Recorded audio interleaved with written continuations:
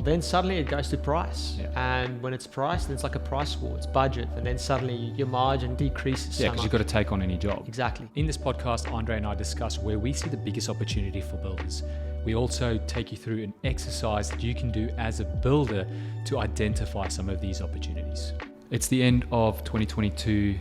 What are the biggest opportunities builders have right now? That is, I think, the big question a lot of builders are having in their mind before they go into Christmas. And so what do you think it is, Kunai, to get it Well, I don't want to started give it straight away? I don't want to give it away completely, but I think the big thing is the questions you have to ask yourself as a builder is, how do you get the biggest upside with your business? How do you position your building business so that you can't even compare yourself, or clients can't compare you versus other building companies? Yeah, so kind of like where you're not being compared as an apple to another apple. You're like Yeah. a pineapple compared to an apple. Yeah, because what happens if you're just seen as any other builder? Like if they're comparing apples to apples, like what happens? Well, then suddenly it goes to price. Yeah. And when it's priced, then it's like a price war. It's budget. It's all that kind of stuff. And then suddenly your margin decreases Yeah, so because much. you've got to take on any job. Exactly. And then Yeah. it's a headache. And then you experience more problems down the year. And then you get to the final bit of the year and you're like, oh, my word. Yeah. And you get to What happened? 13th of December Yeah. and you're like, oh man, I've got like a week and a half or 2 weeks left. I just need to get through this. I'm so tired. I just need a vacation. Okay. So how do you make that happen? How do you find the opportunity, the Yeah. biggest opportunity? Right now. Well, I think that starts with the story that you told me yesterday. Do you want to quickly go over that story? Yeah. So generally, like when we sit down with clients, a big thing that we find is when we're developing their stories and really understanding what they do and who they do it for, one of the biggest problems is when we go, say, X builder, what is the problem that your clients experience before they come to you as a solution? Yeah. And then straight away, it's like this blockage happens. And honestly, this happens like 95% of the time. Yeah. And we've worked with hundreds of builders. Yeah, where it's like, what do you mean? Like, what problem do we solve? And then it's We just just kind of build. this blockage. We just build. Exactly, we build, we built the home, and so that was one of the things that just recently, like this last week, what happened was I asked that same question again, and it's this moment where instead of asking like what problems it is that your clients have before they come to you, but it's actually asking the question, what do your clients want? Yeah. And that's what we're going to go into now. I mean, this particular builder, you know, they're very new. They just literally just came on board at the end of this year. And we see them as a really awesome building company. Like they're doing so much right. They've got amazing projects. Clients like love what they do. And we asked them this question and they were just like, you could just see it. It's like there's nothing in their mind. Or they were just trying to like think of reasons why. But why are we going into this? Like why problems? Why do we ask what problems you solve? That's a great question. Because if you think about it, if I'm a builder and I go, my client wants X, they want to be happy, they want to build a home that's them, that's unique to them as a family. And then I'm the builder and I've got the solution. Well, if I've got that solution and I can achieve that every time for them, why isn't everyone coming to me? Like, why aren't I having all these people line up coming to get the solution done for what they want to achieve? Yeah. It's that gap. Yeah. And like, what's that gap? The gap is the opportunity. That's it. So problems equal opportunities. Maybe we should have called the podcast that. Problems equal opportunities. Exactly. That's massive. I mean, if you look at most products that have been created like in the history of mankind, the ones that have just dominated is because they solve a very particular problem. Exactly. Yeah. So there's no difference for builders. What you do is you solve problems. Yeah, you think you build and you know, people just want a nice lifestyle or whatever, but you can always track it back to a problem. And the reason why you want to identify what those problems are is because then you can create your service around that and also your messaging and your sales process, which means you will create more value in the market, how they perceive value in your building company, and you'll set yourself apart from other builders. And if you if you're the builder that spends the most time with this, as in like very focused time in it, making sure you understand exactly that, what you just mentioned there. Yeah. If you take the time, mate, the success that comes after that is insane. Yeah, and this is something you can try in 2023. And like later on in this podcast, we'll give you the exact exercise we take clients through. This particular exercise, it's amazing. I mean, it's mind blowing. Yeah, it's simple, but it is mind blowing. And I mean, every time we get hung up, we're like, oh, we need to create a piece of content or whatever for our clients. You know, we just quickly run through this exercise. Or when we're developing our product or our process, we just quickly run through this exercise. So this exercise is really valuable on all fronts, which is really exciting. Obviously, working with a lot of builders, I think the thing they struggle with the most is that they don't have an exercise, they don't take the time out to do this type of exercise to identify key problems.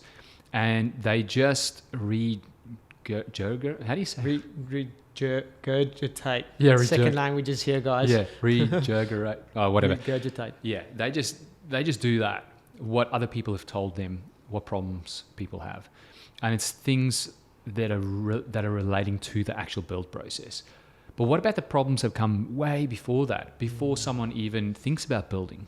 Like, what are those problems? So an example of this is people go, oh, well, a problem people have is they don't trust builders, or they think builders are just going to charge them more for variations and all this kind of stuff. Yeah, those are problems, but it's very close to the whole build thing. You've got to like step back even more. And if you take charge of this as a builder, you're going to like create your own market basically. And if you're struggling with finding your ideal clients, this is going to help you identify who those ideal clients are and to how to speak to them, because you'll see what I mean in a second with this exercise. So what would you say then? How does one then do this in the right way? Okay, well, we spoke, like when you told this story to me yesterday about this particular client, we were brainstorming around this. So, you know, and it came to desire. If this particular client told you like what their clients desire or what happened? Yeah, so they kind of said, you know, this is what our clients want. Yeah. Explaining if their client was sitting there for a moment and they had to explain everything coming out, like how do they want to feel, how do they want to make it look, and etc. So everything. Yeah, so they're like their main desires. So the easiest way to identify problems is looking at the desire and what stops the client from getting their desire. And it's almost going a step back, and it's going, well, who's your dream client? Yeah, and that's the thing. So the problem here, and again, problems equal opportunity. Most builders cannot single out problems that they solve for their clients. You know why? Because their target market is too wide. Okay, so an example here. Let's say you build granny flats, and I'm going to exaggerate it here, and you build $10 million architectural homes. What are the problems that clients have? It's completely different. Yeah. And if you put those problems up there, the person you're building the granny flat for is not going to relate with the problems that you're building the architectural home for. Exactly. And vice versa. Yeah. So that's the big problem I see right now with a lot of builders. Their target market is too wide. And I mean, it's the same with us. We specialize in builders, and that's our target market. And that is why we can talk to our builders. We can identify what are their problems by identifying what do they desire and so on. Yeah. And obviously, in between that, you know, being builders focused, we still have a very specific sort of target within the builders. Yeah. It's not like we're going to help every builder. Yeah. Because every builder we look at, we go, cool, yep, does it line up with a certain few things? And can we help them, and can we help them get from A to B? Yeah. And then if yes, then we can help them. Yeah. I mean, this is going to help with your qualification. I mean, you've just mentioned basically how we qualify builders in a way, because we've niched down even more. There's a certain type of builder that we help because that's what we're best at. And that's the same what the builders should be doing. They should single out who they help. So that's step one. You've got to find out who is your ideal clients. Yeah. So why do you think it's builders? Why do you think not all builders take that approach and just become so niched? Why do you think it's been such a thing of going just wide and targeting so many different? I don't know. Well, maybe they're scared because they're scared they might be missing out on particular markets. maybe they're not confident in a particular niche that they go down into. I mean, it's real fears, because if you choose a niche that is only like, there's only 2 homes to be built in that lifetime, in that location, then yeah, you're only going to have those 2 projects. So there's a lot of variables that you need to take into account when you choose your target market. Yeah. There needs to be a market. Yeah, it's true, because if they're targeting this way, they're feeling like they're going to be missing out on all this stuff. Yeah. And what if they got it wrong? What if the market, for 2023 is not this, but it's actually the other way? Yeah. There's always that thing running through, but why would you say is it's still very important to do it and to just be very niched? Yeah, well, I mean, it solves a lot of problems for builders, and I mean any business. And I mean a good example is us. If we specialized in helping builders that build spaceship homes that look like spaceships, we're going to run out of builders really soon. So it's about niching, but also wide enough that there's enough customers there. But yeah, like I think maybe we should just jump into the exercise. Yeah. So yeah, go ahead. Yeah. So the exercise is fairly simple. It's number 1, ideal clients. Number 2, their desires. Number 3, things that are standing in their way of getting that desire. And then number 4 is creating solutions and messaging around that to overcome those problems. So let's break that down. Correct. So yeah, part of this exercise, number 1 is choosing your ideal clients. So what do you suggest to builders? I know we've just spoken a little bit about that, but how do they basically choose their ideal clients? And why is that important for this exercise? Yeah, definitely. It's one of those things is to kind of go and make a list of all the builders that you've worked with. All the builders. Oh, sorry. All the clients that you've worked with in the last, say, year or 2. Yeah. And then kind of going, cool, like which were the cream of the crop? Which were the ones that you really enjoyed working with? What's financially was a success for you as a company in working with them? And you can see yourself doing more of that type of work. And then you look at the other side of things and go, cool, well, where does the market lie now? Moving into 2023 with what's going on now with interest rates and building material and all that kind of stuff. So whatever the market is at this moment. So you take those things in regard, you don't focus on it, but you take it in regard. And so you take that list that you just made that you love working with, and the market, and then you kind of bring them together, and then you kind of see where's there like a common denominator like of an ideal client. Yeah. That's the first step. What would you say? Well, how else can you then take it to another level? Well, I think that's pretty good, because then, you're doing this exercise specifically for your marketing and your sales. Like for example, we help builders mostly design and construct. Builders that have a little bit of a team already, they're off the tools. And then we've got some outliers, then we do have a few builders that are on the tools, and because that's what they love doing. And then we've got like extreme outliers, like we help, I think, 2 electrical companies. We help 2 landscaping kind of companies. Yeah, there's a couple of each of those different trades that we help. Yeah. And they come to us because they go, like these guys know the building industry and so on. And, we're not going to say no to that work if they don't align with, again, like our ideal customers. Like we love working with them. It's fun. It's profitable for us. We can actually help them, things like that. And that's what our like builder clients need to do. So you need to identify, like what you just said before, those, you look at all those attributes and then pick one. Yes. And that's just your marketing and sales. Yes. Other things are going to come along. You're like, oh yeah, does that fit in? Yes or no? Is it viable? Like, is it feasible? Yes, let's do it. Yeah, because it might be like 60% of 2023's work will be that target market. Other 40% will be these other ones. Yeah. You're always going to have these other things come in, which are good because it keeps you flexible. It keeps you adapting to the building game, etc. Yeah. There's going to be a lot of factors that help with that. Yeah, and I mean, one reason why we do take on some of those other clients as well is because we're almost like, it's the same industry in a way, but we're seeing problems and opportunities there that we can bring over to our builders. And that's the same with, our like builders. That's what they need to do. So get your focus point. Maybe you do take on a few projects that are not exactly that focus point, which you can learn from and bring into your core focus. Yeah. So number 1, identify your ideal clients. You need to be able to write it down specifically. So whether it is 30 to 45-year-olds in this exact location, they might have built before, they've got like 2 kids, they're professionals, and so on. So you just exactly who they are. Okay. So once you've done that and you've written it out and you've Yeah. gone very specific about it, Then we go to the second step, which is desires. So how do we find out what their desire is? yeah, it's simple. It's pretty much as going, whatever you listed there, a 30 to 45-year-old, Yeah. 2 kids, they've already built before. Then you go, cool, what do they want? Yeah. And you really, and this is where you can actually ask your client, Yeah, it's the best the way. one that you've built for, that you said you love working with, just ringing them up, say, hey, what did you guys want? Yeah.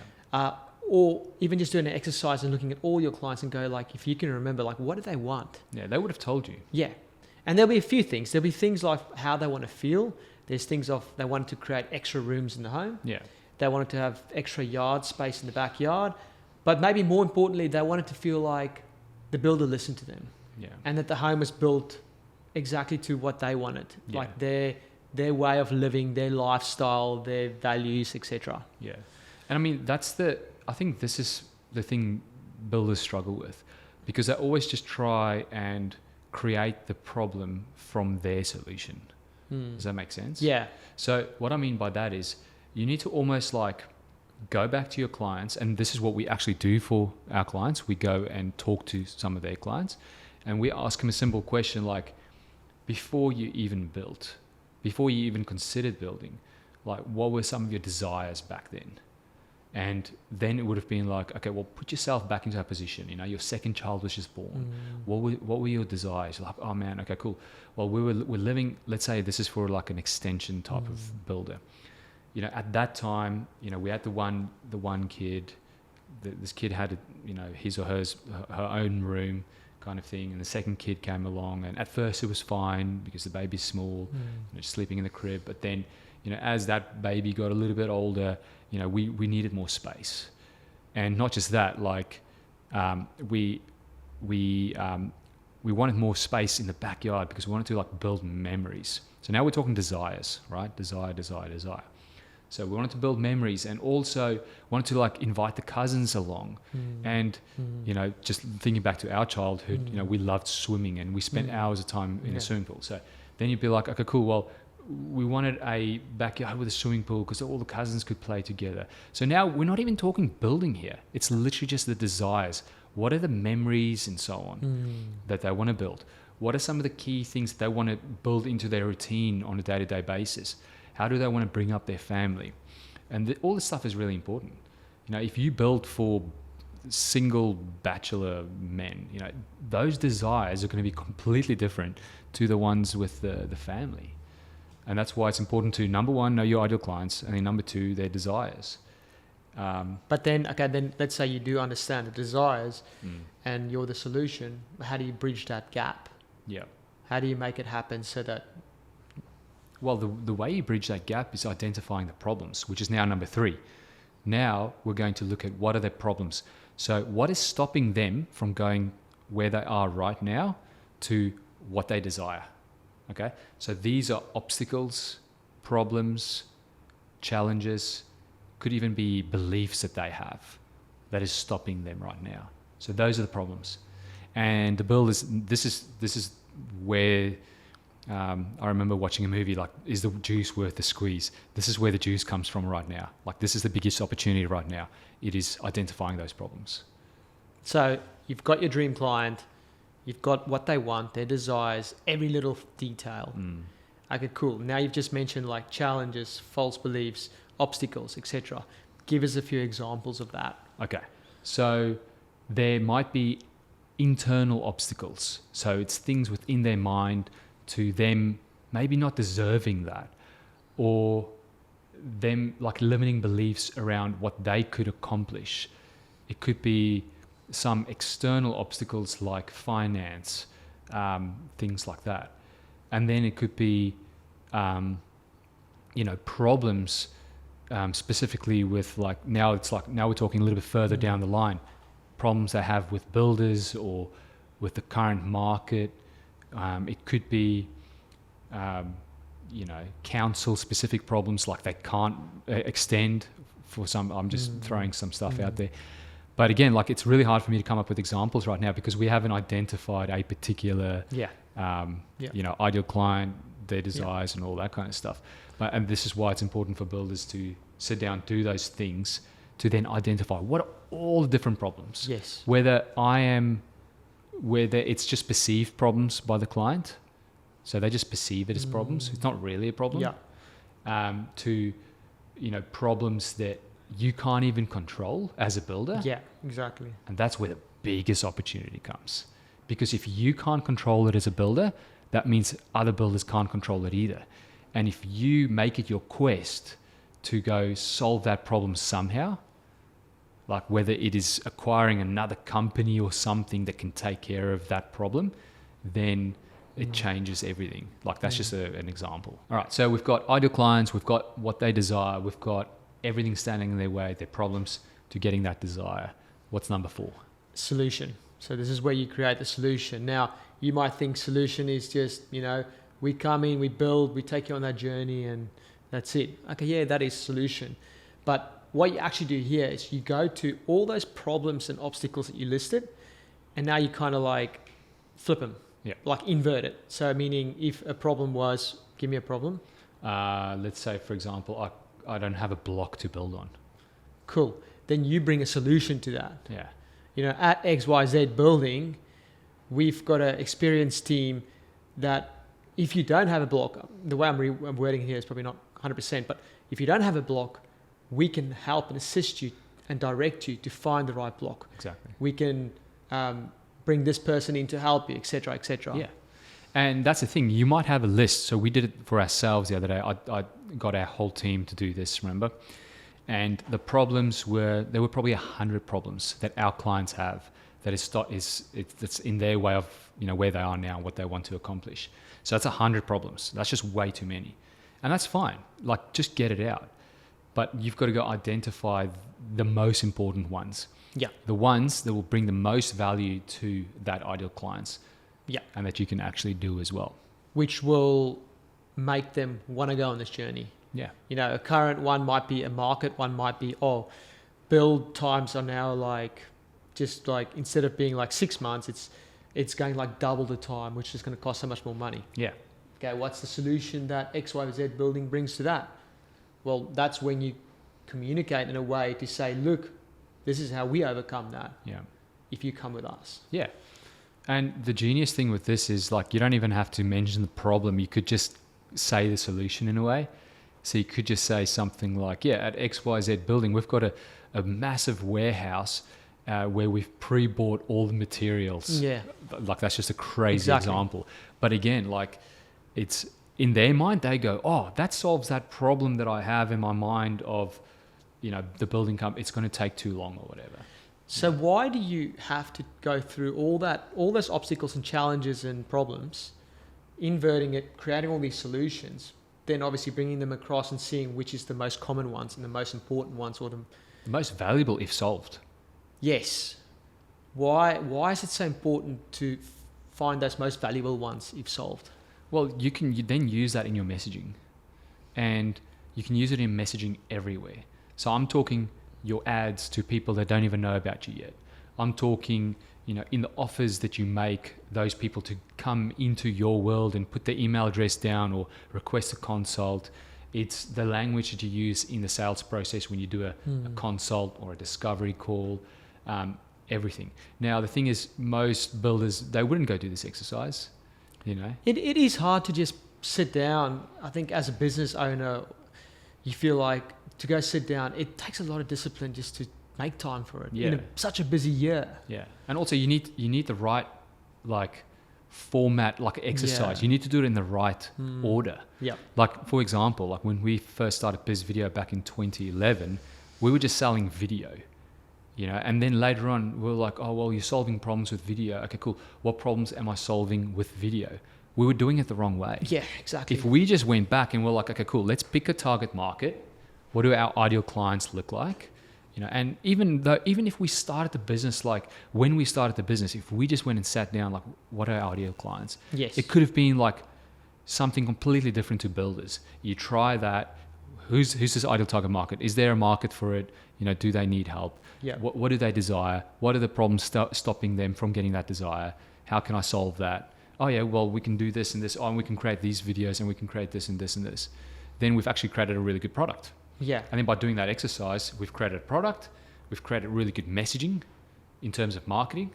We've given ourselves really good tools and messaging in terms of our sales. And then that's a business right there. So what happens if you do that? If a builder sits down, they go through everything like that, and they've got everything written out, communicated, the way they're going to bring the solutions to all these problems. Yeah. What happens to them as a business within the whole sphere of all the businesses around them? Well, first of all, internally, it'll provide them with confidence. Confidence they can go out every single day and go, this is what I do, this is who I build for, this is my messaging. Okay? Confidence. It's going to give them clarity. Again, same kind of thing. They're going to be able to walk out there and go, I'm clear on this. I'm going to go after this target market. These are my ideal clients. This is what they want. These are their problems, and this is how we solve them. Okay? And then 5 months later, they might be like, that is not our ideal client. Let's do this again. We've done work now for that supposed ideal client back in the day that we've made a mistake. Let's go again. Yeah. And then you go again.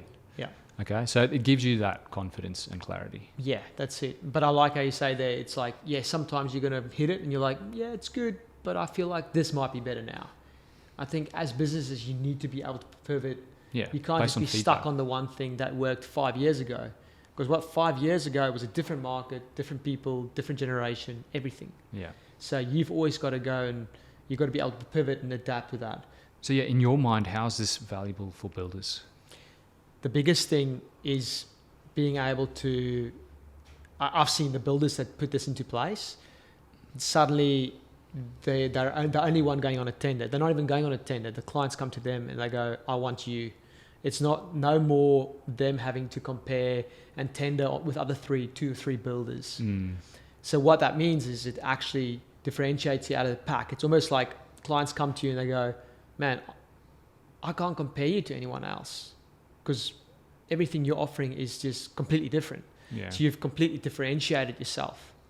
Yeah, it's almost like you're not even a builder anymore in their mind. No. You're that person. You're a solution provider. Yeah, you're that business that's going to like take them from where they are now to what they desire. Exactly. Yeah. You're no more, and that's a big thing, is to mentally also not see yourself just as a builder. Because remember, you're coming to offer a solution to something that's going to change someone's life. Yeah. And that's how you've got to look at it. And the builders that put this in place and that take the time to sit down and go through all these little steps, simple as, but it takes discipline to do it. And once you've done it, now you're playing a complete different other game. Yeah. People come to you and they go, man, I can't compare you to anything else. It's like Grant Cardone always says, he's like, don't compete. Like, you don't have competition. Like, just dominate. And this is the way you can dominate, is by just, and we spoke about this in a few podcasts back, just go play on a different field. Yeah. Don't play on the same field as everyone else. Yeah. Yeah. That's And one other thing I wanted to just quickly mention, like in terms of desires, remember, like you as a builder or as a business, including us, we don't create the desire. So you don't create the desire for your clients. All you do is you channel that desire to your solution that's going to solve their problem. And I didn't make up that quote. Like if you go Google Eugene Schwartz, he's like a really well-known copywriter. He's like the grandfather of copywriting. And that's exactly what he said. So he said a business or marketing should not create desire, or they can't create desire. All they're doing is they're channeling the desire that's already there to what they do and how they solve that problem. So that's something really unique. And what that is saying is like, you've got to just go talk to your clients. Like ask them what they desire. Stop trying to think of what they desire. Yeah. Yeah. Yeah. Ask them what they want. It's such a simple question. If you asked your little son or your little daughter, what do they want? Yeah. They'll tell you like, I want this toy for Christmas, or I want this thing. Yeah. And that's exactly what people, if you ask them that simple question, they'll answer you. Yeah. And it could mean the whole world. Yeah, because then you know what your ideal clients desire. Yeah. And then the next thing you could ask them is, okay, cool. Before you even started looking at building, like, What were some of the things that were going to stop you from getting that desire? Yeah. Everything. Let's list it out. I did this with 2 clients last week. Like, before you came to us, what was your desire? It's like this. Okay, cool. What are all the reasons why that would have stopped you? And then he started like mentioning a few, and then I'm like, okay, cool. Well, what were some of the things outside your control? Like all that kind of stuff. So it's about asking your clients. So let's summarize this exercise. Number 1, you got to understand who your ideal clients are. You need to choose, focus. Number 2, you need to identify what their desires are. Number 3, you need to identify what is stopping them from getting their desires. Everything. And then number 4, how do you solve those problems? And what can you do extra in your business to create different services or content or whatever it is to solve those problems? That's it. Run with it, see how it goes, and then pivot or adapt. Yeah. But it's going to be awesome. It will revolutionize whatever you're doing for 2023.